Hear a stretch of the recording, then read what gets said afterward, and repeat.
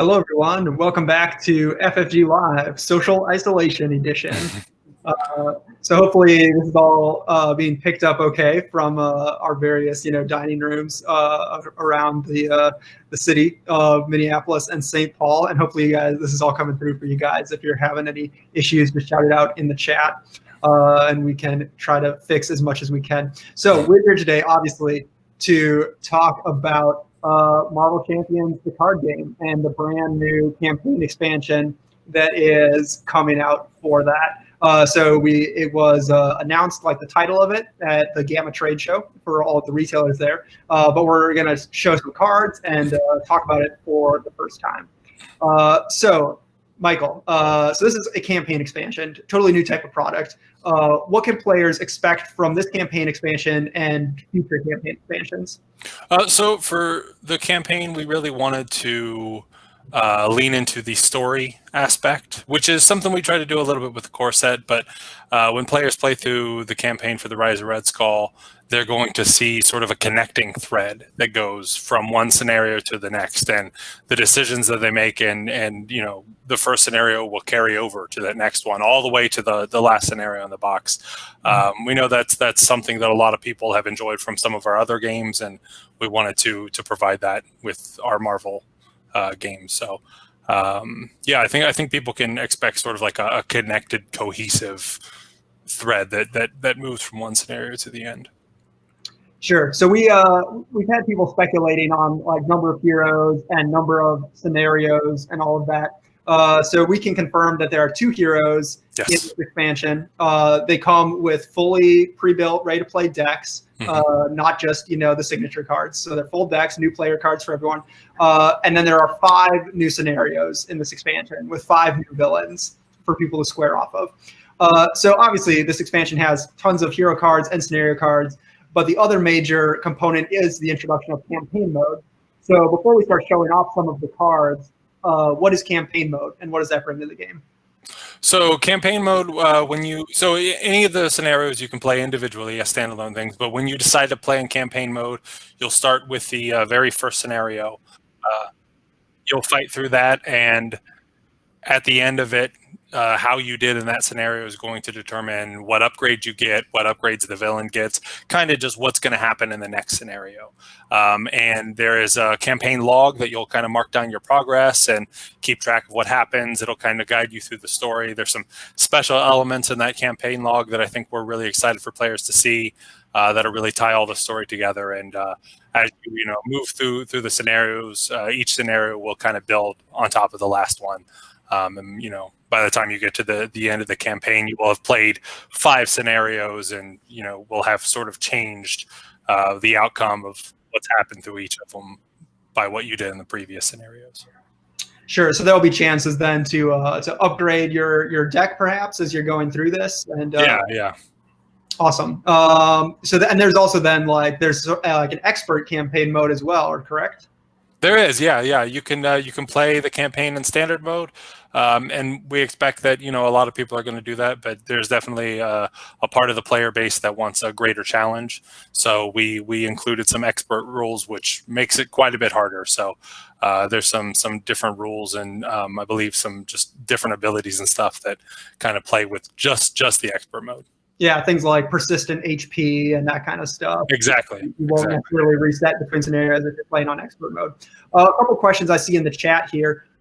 Can you play the missions of the campaign as standalone missions, so like standard Marvel Champions, what people have done up to this point?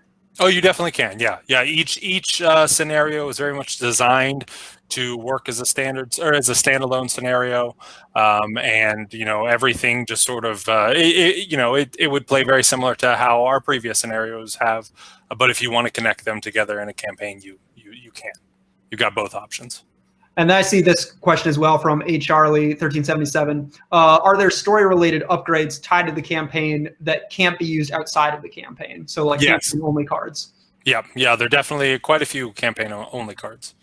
Those are the primary way that you sort of upgrade your power, or that the villains get stronger over time, is by those campaign-specific cards. And those cards are specific to each and every individual campaign.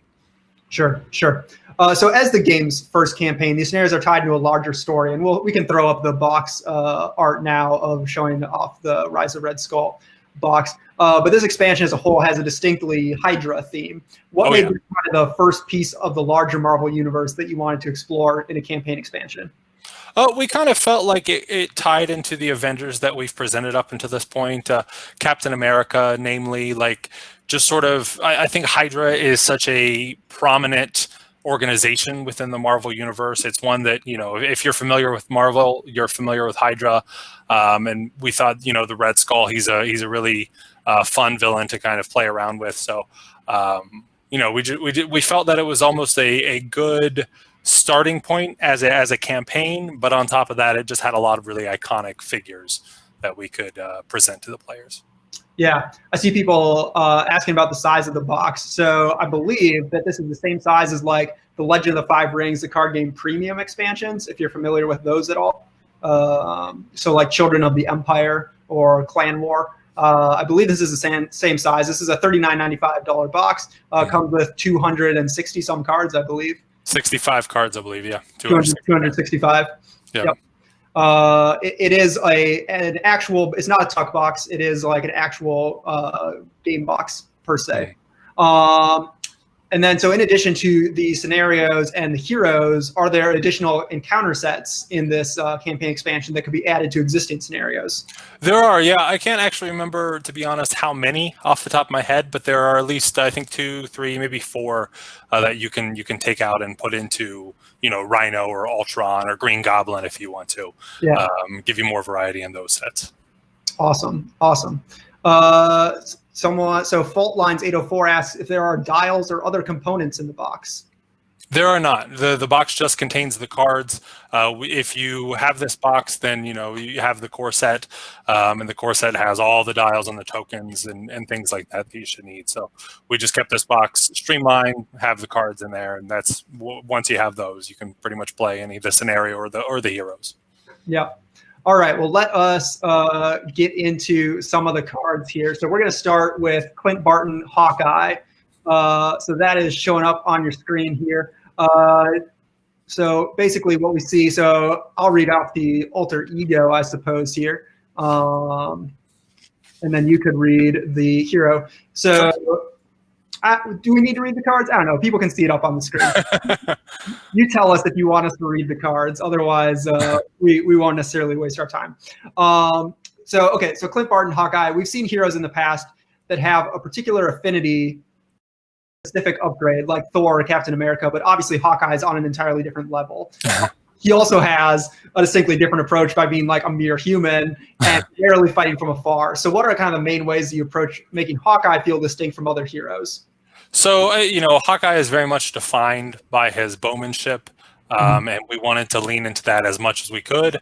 I think I would compare Hawkeye maybe pretty directly to Thor. Captain America has his shield, and he's got a couple cards that play with it, but I think you could still play Captain America not having a shield and do a really good job. Thor, on the other hand, like if you lose his hammer, it becomes really difficult to play Thor well. So we kind of designed Hawkeye in that way, where you absolutely have to have his bow down to perform well. And we kind of built his entire kit around having the bow and being able to shoot off different arrows that do different things and just give you a lot of versatility depending on the situation that you're in. So if you look at Clint Barton specifically, just to make sure that, you know, players never ran into the situation where they didn't have the bow, he can pull the bow back pretty much whenever he needs it. If something discards it, if you draw a cut-off guard or something, it gets rid of your bow, you can make sure that next round you have it back. You got to spend a little bit for it, but you're never going to be put in a situation where you can't do what Hawkeye wants to do. So we felt that that bow really defined Hawkeye as a character, and we try to lean into that as much as possible. For sure. Yeah, I saw a bunch of people saying that we should read the cards. So we'll go ahead and read them. I'll read Clint Barton here. So this is the alter ego side. He's got 3 recovery, shield traded, hand size 6, hit points 9, and then weapon of choice. Action, spend 1 resource of any type. Search your deck and discard pile for Hawkeye's bow and add it to your hand. Shuffle your deck, limit once per phase. And then for Hawkeye, he has 1 thwart, 2 attack, and 1 defense. A hand size 5, hit points 9. He's an Avenger. He has the quick draw ability, action, exhaust Hawkeye, ready Hawkeye's bow. Hawkeye's So, bow. yeah, so you can use Hawkeye to, attack and thwart and defend as you would with any other hero, but he's really defined by his bow, and generally the more you can use that, the better off you are. All right. Well, let's not keep people in suspense too much longer, and let's throw up Hawkeye's bow here. So I'll give this a read. So this is a zero cost upgrade, restricted, max 2 restricted cards per player. It's a weapon. Your hero gets +1 attack, and each of your arrow attacks gains ranged, which is a new keyword from this expansion. It says ranged attacks, ignore, retaliate. So Hawkeye's bow is obviously a centerpiece of his character and gives his arrow attacks, which we'll look at in a little bit, the new ranged keyword. So ranged is one of actually 5 new keywords that enter the game in Rise of Red Skull. What were your thoughts on the design process of these new keywords, and do you expect to see them appear in future products? Oh, so we really just wanted to, I think for the core set and for Green Goblin and Wrecking Crew, we wanted to keep things relatively focused. A lot of people are still getting into this product for the first time. For Red Skull, we decided that we could maybe go a little more advanced, introduce some fun new concepts that we wanted to play around with. So range was one of those that kind of came up. Retaliate is a really nasty keyword when you're fighting against an enemy. You hit them, and every time you hit them, they're going to deal damage back to you. And, doing that once or twice is not a big deal. But if you were to, for instance, fight a villain with retaliate, that damage can add up over time. So we thought range was kind of a fun way to get around that. Hey, I'm standing away from you. You can't hit me back when I shoot you. And all of the keywords kind of came about from that, just trying to find ways to give players new decisions and just interesting things that they could do within the game. For sure. And to be clear, so the ranged keyword gets around retaliate, but doesn't get around like guard, for instance. Exactly. Yeah, it's only retaliate specific. All right. Well, let's look at the next card here. Do you want to read off Hawkeye's Quiver, as that is coming up here? Oh, yeah, sure. So Hawkeye's Quiver is a 1-cost upgrade. It's an item. You may play arrow events attached to this card as if they were in your hand. Hero action, exhaust Hawkeye's Quiver. Search the top 5 cards of your deck for an arrow event and attach it face up to this card. All right, and I'm going to read off one of these arrow events, which is Sonic Arrow. So this is a 2-cost event. It's got the arrow trait naturally and attack. Hero action, attack. Exhaust Hawkeye's bow. Confuse an enemy and deal 3 damage to it. 5 damage instead if it is already confused. So I particularly like Hawkeye's Quiver and that part of his design that lets you kind of bank up your arrow events and make sure you have the right arrow for the right moment, such as like launching a Sonic Arrow when you really need to confuse the villain. In some ways, Hawkeye feels like he's most defined by like the arrows that he has in his quiver. Do you see him kind of changing his gameplay style based on the arrows that you draw in any given game? Oh, yeah, I could definitely see that. I mean, sometimes the arrows you draw are going to let you be more aggressive. Sometimes they're going to allow you to sort of take care of the scheming aspects of the villain or the minions. I think that he is very much a character that is... he's kind of draw dependent. Sometimes, you need an option. You have to work with what you got. But the quiver definitely lets you get around that. If you can get the quiver down early, then you can pretty much just bank anything you need at any time and then just fire it off as the things come onto the board. So he can be sort of focused in one way if he has to, but he can also be very versatile with the right plays and the right upgrades in play. Yeah, that's awesome. And he has a lot of different arrows in his signature cards. I believe the bulk of his signature cards are these arrow events. Yeah, I could be wrong, but I think it's like 8 or 9 arrow events. Like it's a lot of cards in there. Yeah. Awesome. A question that I saw earlier actually that is useful to talk about. You only need to buy 1 copy of this expansion to have a play set of every card? Yes, yeah, we want to make sure that stays just like it was in the core set. We know that a lot of people have really enjoyed that aspect of this game. So if you buy 1 copy, you're going to get 3 copies of all of the new cards that are in this for all of the the aspect cards and stuff. One copy should do well. For sure. And then the other question I've seen a lot of is asking about the insert for this box, and if you have any insight on what that looks like. On the tray insert? Yeah. Is it a standard, the pit or the trench, or is it something else? To be honest, I do not remember off the top of my head. I can't remember what we decided for that one. It was I I really cannot recall. I don't want to say one thing or the other and be wrong. All right. So Well, we'll table that question. that. We'll table that question for later. Okay. So next card, and to reveal the aspect, team training. So Hawkeye has the leadership aspect here. Do you want to give team training a read? Yeah, sure. Let me pull it up here. So team training is a 2-cost support. It's a condition. Play under any player's control, max 1 per player. Each ally you control gets +1 hit point. So Hawkeye's hero deck actually introduces 6 new ally cards to the game, 1 signature ally, and then 5 others. And this card, Team Training, immediately makes all of them better. And it seems like a crucial piece for anyone running a leadership deck that's focused on allies. Do you see Team Training this way? And what are your thoughts when designing like a staple card or a card that's going to find its way to a ton of decks? Yeah, we definitely wanted to. So what we found with allies is that they're super versatile. Use them for so many things. They can thwart an attack and block.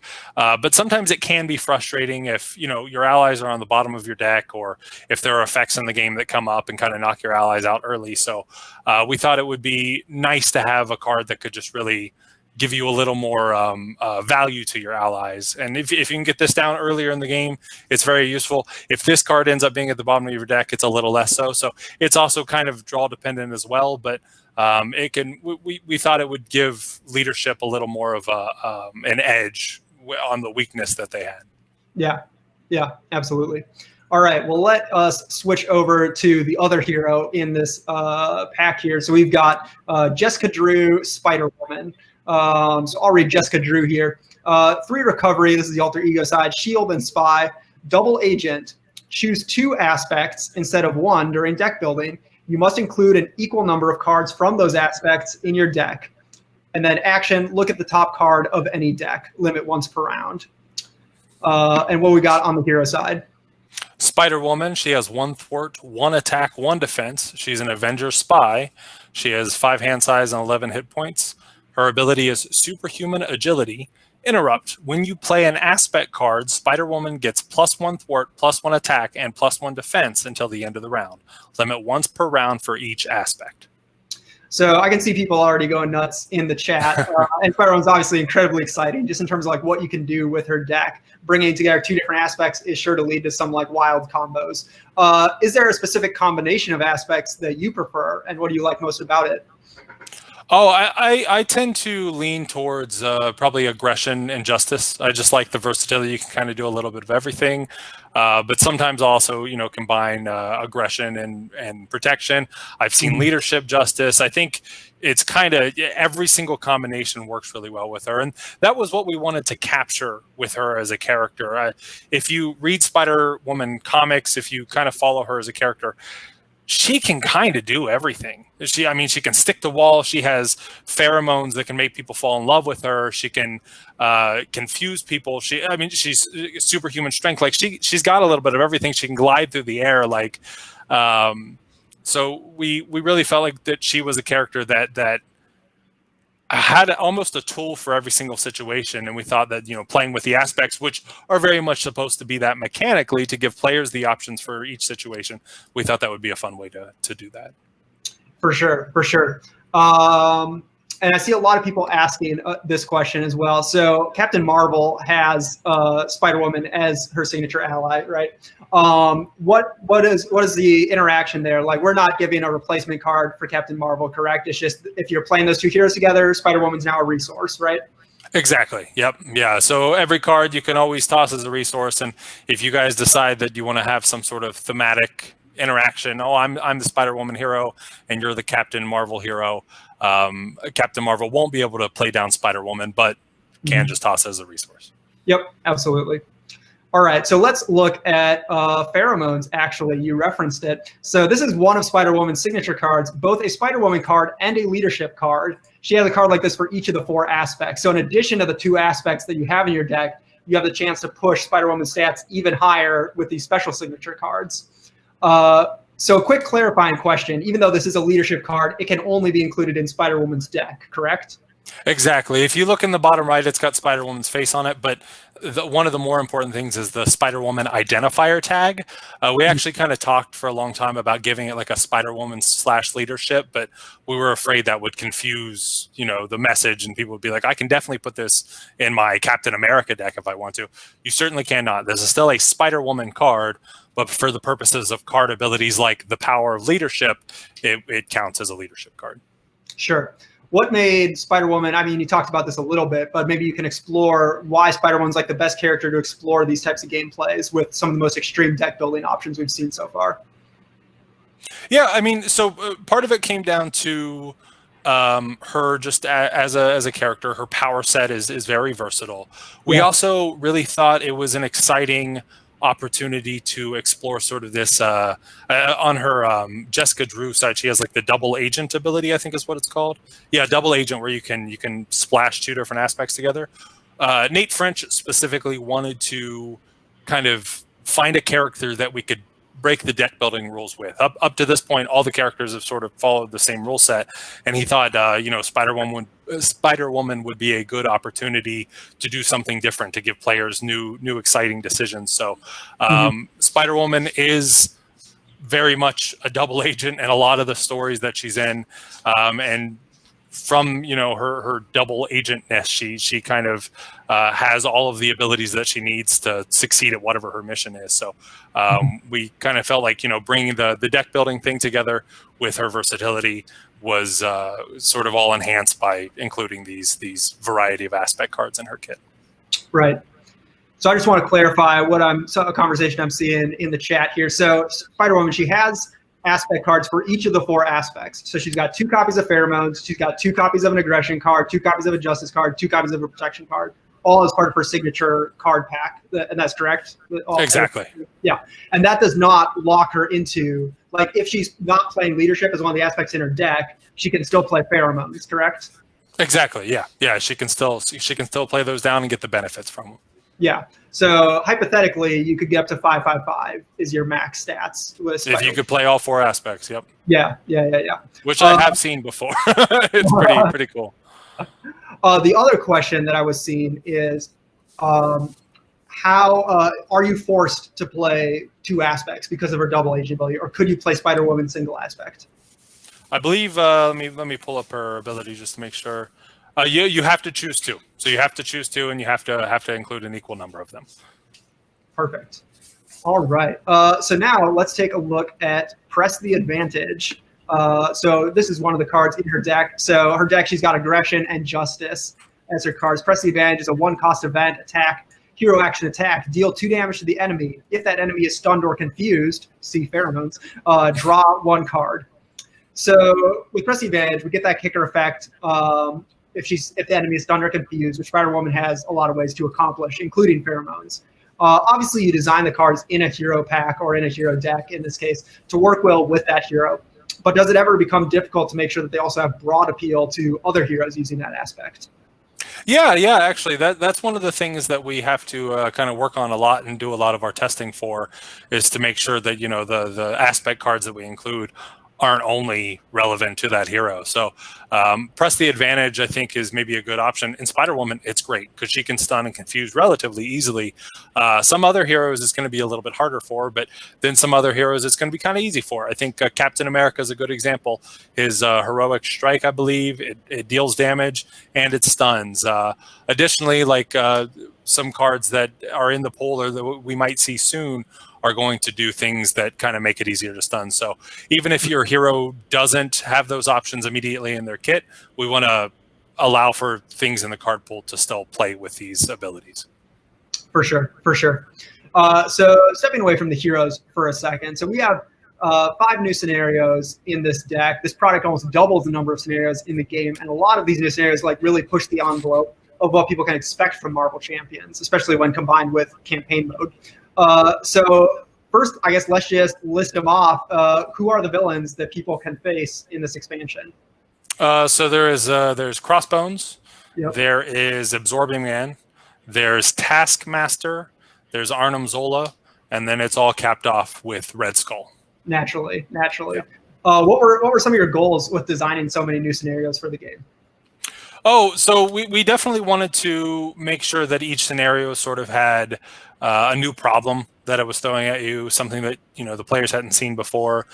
We also wanted to make sure that each of these scenarios really felt tied together in a kind of a cohesive way in the story. So, Red Skull is sort of the mastermind. He's doing his bad things, but he's sending out all his Hydra lackeys and stuff to kind of help him.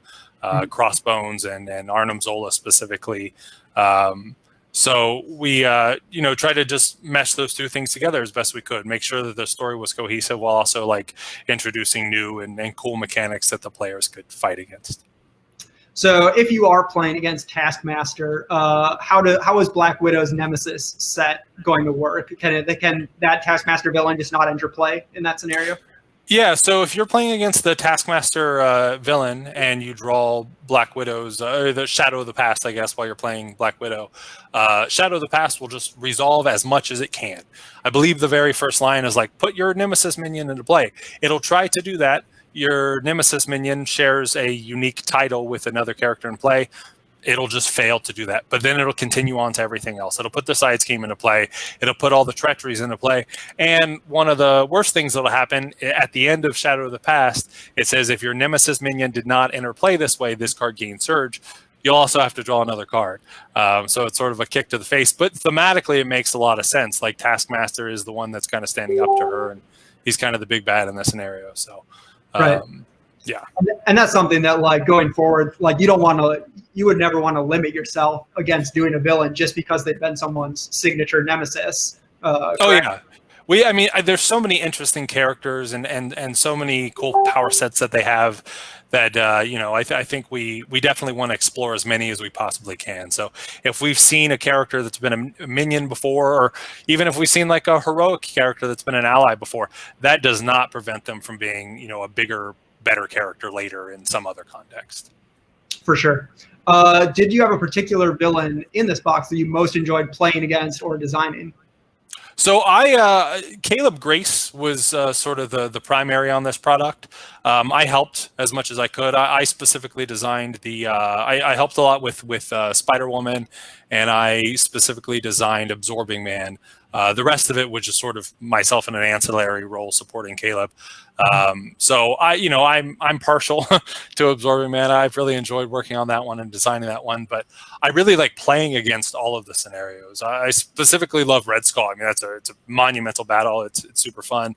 Crossbones is a lot of fun. He's got a lot of weapons and stuff. He's got a lot of guns that you got to watch out for. So I think every single scenario kind of has a really new and unique thing that you have to pay attention to, and they're all kind of I think different scenarios are going to speak to different people, but at the end of the day they're all just really exciting to play against. Yeah, I'm a huge fan of the Taskmaster scenario for reasons that I will not get into on this stream, because there's some pretty cool reveals in there. Sure. But I'm very excited for that. So let's read off some cards here. Do you want to show off Absorbing Man?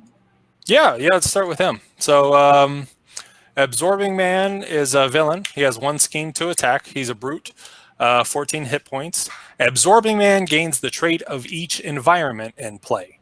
So if you know anything about Absorbing Man's power set, he pretty much can touch any material, and then he automatically just gains the properties of that material. So if he touches iron, his body will become metal. If he touches rock, his body will become stone. And sometimes he can touch 2 things simultaneously and kind of fuse the 2 things together. Sure. So I'll read off Snowy Hillside here, which is one of these new environment cards. So it's got the ice trait, Surge, and force response. After Absorbing Man makes an undefended attack against you, place 1 threat on the main scheme, 2 threat instead if there are 5 or more delay counters on the main scheme. And then the boost effect is just put this card into play. So that's one of those environments that we talked about that gives Absorbing Man that ice trait. And then do you want to read off Omnimorph Duplication? Oh, yeah, sure. I'm partial to this card. So Omnimorph Duplication is a treachery. When revealed, if Absorbing Man has the ice trait, exhaust your identity. Metal trait, give Absorbing Man a tough status card and heal 1 damage from him. Stone trait, give Absorbing Man 1 face down boost card. Wood trait, discard 1 card at random from your hand. Awesome. So the with Absorbing Man, this scenario introduces the environment. It plays a lot around with that, obviously giving Absorbing Man's power set. And so these environments, what goes into the design of a new card type? Do you see these playing a role in other scenarios in the future, or is it more specifically linked to Absorbing Man? We've used the environments a little bit before. We used them in Green Goblin and I believe Ultron, but Right. we've only ever seen, like, I think there's one copy that starts in play in each. I don't think we've ever seen them come from the encounter deck. And Right. when creating the environments, we definitely wanted to create cards that sort of like would change the board. Suddenly the villain's doing one thing and an environment comes out and you're like, oh, he's shifted his strategy. Sometimes side schemes will do that. Sometimes minions will do that. But in both of those cases, you can just defeat the side scheme or defeat the minion. When an environment comes into play, you just kind of have to deal with whatever is happening. So we really wanted to capture that that idea that, you know, you are sort of on the villain's home turf and they're kind of in control in those moments. For sure. So a question on the campaign, will it be such that you have to beat the villain to move on, or are there like loss conditions where you still move on? Generally speaking, you have to, I believe if you're playing in standard mode and you lose, I believe you can still move on. If you're playing in hardcore mode or the expert mode, though, if you lose, you got to play it again. But it's not necessarily like Arkham where there's some like, if you did this, if you did this, if you did this, the outcome will change. You'll play this another scenario, or you'll get this type of thing. It's a little more linear in that, you know, you beat this one and then you beat that one and then you beat that one. Just Right. the things that happen between each of the scenarios kind of change up. Right. So people shouldn't necessarily expect that this is just like an Arkham campaign ported into Marvel Champions. Like this is something new, specifically created for this game. Exactly. We know a lot of people really enjoy that Arkham style, but we feel like that is specific to Arkham. It was designed to, you know, to work with that system. I think Marvel is intended to be sort of a lighter, more streamlined game, and we wanted to capture that in the campaign mode. For sure. So the Snowy Hillside that we talked about, that references delay counters. And a big part of the Absorbing Man scenario is the accumulation of those delay counters, which play a major role in the overall campaign. Yeah. Can you talk to me about designing scenarios that play well as like one-shot beat-em-ups or as part of the larger campaign? That was actually, it was challenging. Specifically for this one, we decided, I think we had already established the design of Absorbing Man, and he'd been tested quite a few times and he was working pretty well. And then at some point we decided that, you know, thematically he is trying to prevent you from achieving some goals within the greater story. So it would make a lot of sense if, you know, if he could prevent you long enough, something was going to happen down the line. So we decided to integrate the delay counters into this scenario. And it made a lot of sense in the context of the campaign, but sort of reworking some of the stuff so that delay counters didn't just feel like something was tacked on to, you know, the standalone scenario when you play it. That was a little bit of a challenge, but at the end of it, you know, I'm pretty happy with how everything plays. I think the delay counters in the game, they feel really impactful when they start to get high. Like it really adds like a sense of tension, but at the same time, within the greater campaign, they feel very impactful. And I like the balance that we struck there. For sure, for sure. Well, let's move over to Zola here. I'll give Zola a read. It's real easy. He is 2 scheme, 1 attack, so 12 hit points per player. This is at level 1, of course. And retaliate 1 is his keyword. Do you want to give Zola Mutate a read? Yeah, I'll pull up Zola's Mutate. So Zola's Mutate is a minion. He has 1 scheme, 2 attack, 5 hit points, Hydra Mutate. When revealed, discard cards from the top of the encounter deck until a tech attachment is discarded. Attach that card to Zola's Mutate. He also has a boost ability, Boost, shuffle Zola's Mutate into the encounter deck. Sure. So Zola offers quite a different take on a scenario where, well, he himself is relatively unimpressive. He's like crafting this army of bioengineered mutates that you're going to have to fight your way through. With the scenarios in this box, is there a distinct sense of difficulty progression? Like, can people expect each new scenario to be more difficult than the last? Oh, yeah, that's definitely the idea. I mean, to a certain extent, we don't want the curve to ramp up too high. The difference between the first scenario and the last scenario and all the scenarios in between, there should definitely be a line, but we don't want it to, you know, to be like a parabolic curve or anything like that. So Zola is certainly more difficult than Absorbing Man, but if you are really good at the game and you prefer to play on expert mode, I don't think you're suddenly going to start Zola and be like, well, I should play standard mode on this one. We kind of keep him around the same level, but he's certainly more complex, I think, in his abilities and stuff. For sure. So in Zola's scenario, the heroes are facing down a ton of different minions, and there's a lot of cards that are these tech attachments that make the minions even tougher. So in some ways, Zola is almost like the villain's version of a leadership deck, which is quite different than the usual. Yeah. For all their differences, are there certain elements that you see like linking these 5 scenarios in the box? I'm sorry, one more time. I couldn't hear you for a second. I'm sorry. Sorry. Are there certain elements that you see linking the 5 scenarios in this box? Certain elements that move from scenarios? Yeah, that tie them together, or things that these scenarios share that set them apart from the core set or the next campaign expansion. Oh, yeah. I think one big thing is the theme. We leaned into that a lot. There's some new encounter sets, specifically new modular sets that are used in maybe not every single scenario, but in a lot of them.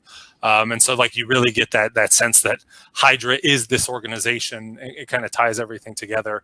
But then on top of that, some of the cards that will move from one scenario to the next, or some of the decisions that you'll have to make in the previous scenario, how it affects Zola, for instance, those things definitely create that thread. So we try to find as many ways as we could, both thematically and mechanically, that we could separate this from the core set, make it feel like a different experience, but also make it feel like a cohesive narrative.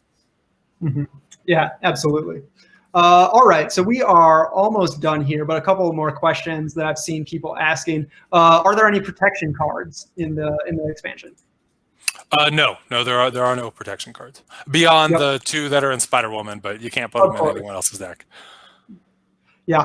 All right. So this box, so we mentioned its price of $39.95. Obviously, release date is a little bit in doubt at the moment. We're currently looking at third quarter of this year as a possibility, but that's really a question of how long things last and our production and distribution and how things are affected.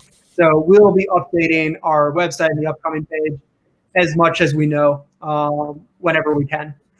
So let's see, any other questions in here? Yes, so there will be an article going up right after this. You'll be able to pre-order it there if you are into that. And actually, we just got word that all the Marvel Champions products should be back in stock at retailers in the US. So if you are looking for something to do while you are social isolating, feel like stopping by your local retailer, if they're open, a lot of them can do like curbside pickup, or if not, online channels should have all the Marvel Champions stuff as well. So you guys can look forward to that. Michael, do you have anything else you want to say to everyone before we sign off?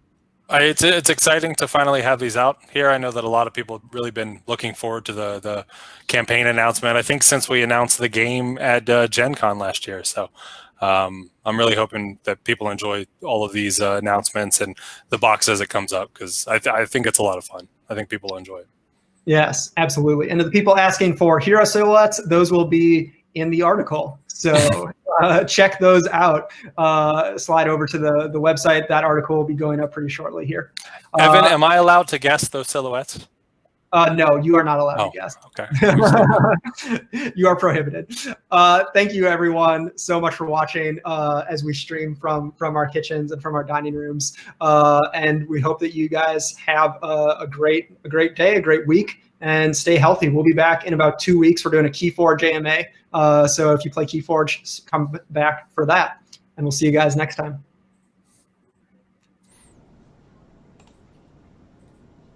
Can you guys hear me? Yeah, I can hear you. Okay. Oh, I'm broadcasting our audio. Hold on.